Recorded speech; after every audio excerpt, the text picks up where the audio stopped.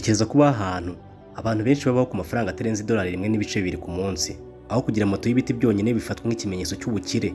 Amashanyarazi ni make cyane na internet ikaba nk'ikintu kivuye ku yindi si, kuri bo ni ibihuha. Ibi ni byo by'ukuri bibaho muri Repubulika Iharanira Demokarasi ya Kongo, imwe mu bihugu bikenye cyane ku isi, ku rundi ruhande kandi kikaba kimwe mu gihugu gifite ubutunzi. Muri iki gihugu ubuzima ni urugamba rwa buri munsi.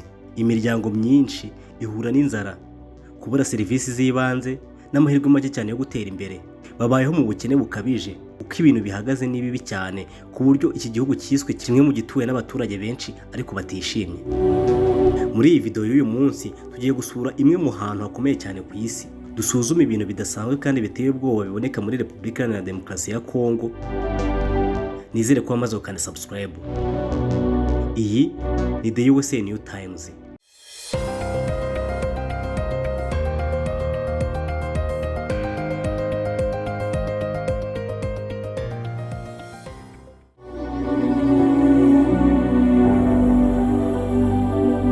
Hirya no hino muri Repubulika Iharanira Demokarasi ya Kongo uzahasanga moto z'ibiti zitwa cukudu, zishobora gutwara imizigo igera kuri kilograma 300.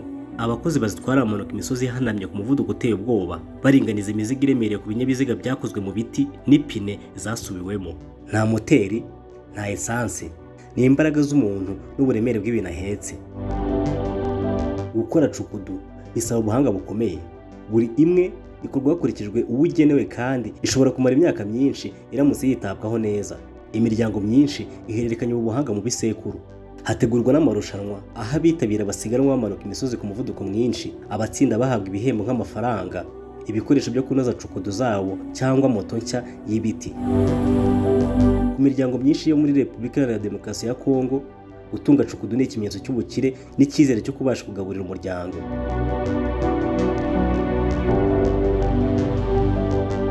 Muri Repubulika Iharanira Demokarasi ya Kongo, kwizihiza umwaka mushya ku rwego rw'igihugu bibaho rimwe gusa mu myaka 50.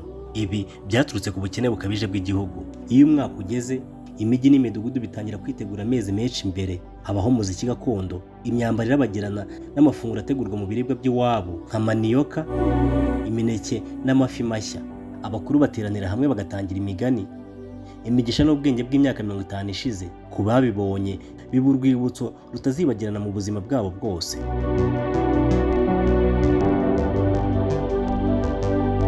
Repubulika Iharanira Demokarasi ya Kongo ituwe n'abapigima bari hagati y'ibihumbi 600 n'ibihumbi 900. Nubwo ari bato mu gihagararo, bafite ubushobozi budasanzwe kunyura mu mashyamba y'inzitane, guhiga no kubaho mu bidukikije bigoye. Nubwo bahura n'ibibazo bikomeye nko gutema amashyamba no guhinduka kw'imibereho, bakomeje kubungabunga umuco wabo no kwerekana ko ingano y'umubiri nta ihuriye n'agaciro k'umuntu.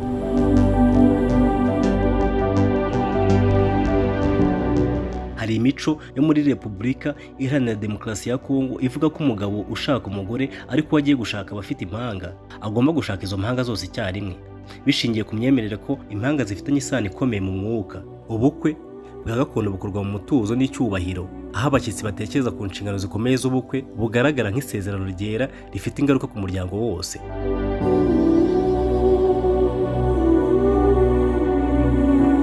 Muri Repubulika Iharanira Demokarasi ya Kongo, kubona umugabo wambaye kositimu nziza ntibivuze ko ari umukire.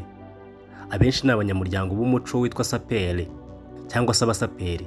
Bashora amafaranga yabo mu myambaro myiza nk'ikimenyetso cy'icyubahiro n'ishema, nubwo babayeho mu bukene.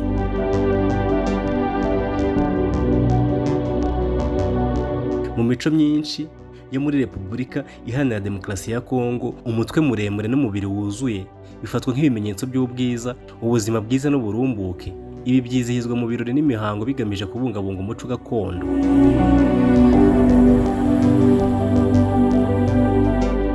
Nubwo igihugu gikungahaye ku mabuye y'agaciro nka zahabu na diyama, kwambara imirimbo ihenze muri Repubulika Iharanira Demokarasi ya Kongo bishobora guteza ibyago, cyane cyane mu mijyi minini nka Kinshasa na Lubumbashi.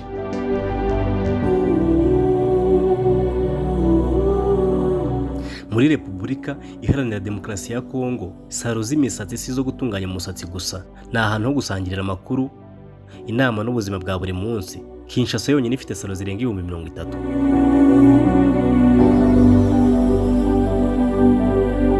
Repubulika Iharanira Demokarasi ya Kongo ni igihugu gikize cyane ku mutungo kamere.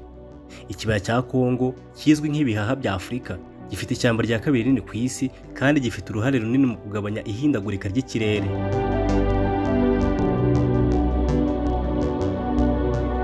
Ifi ya Kongo Tiger fish iboneka mu migezi yo muri Repubulika Iharanira Demokarasi ya Kongo, ikaba imwe mu mafi ateye ubwoba cyane ku isi kubera amenyo maremare n'ubukana bwayo.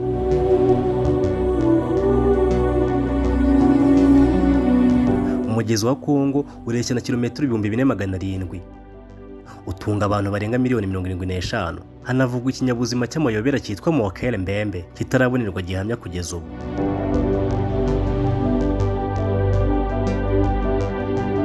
Ibiryo byo ku mihanda muri Repubulika Iharanira Demokarasi ya Kongo birimo manioka, fufu, uruhu rw'inka rwatwitswe, inzoga z'igitoki.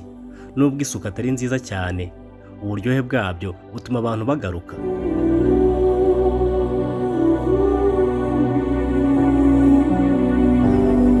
Ibi byose ni amasomo ku muntu, guhanga udushya n'imbaraga z'umuryango. Repubulika Iharanira Demokarasi ya Kongo itwereka ko ibintu bitangaje bikunze kwihisha aho tutatekerezaga. Iyi ni The USA New Times. Mwakoze kudukurikira.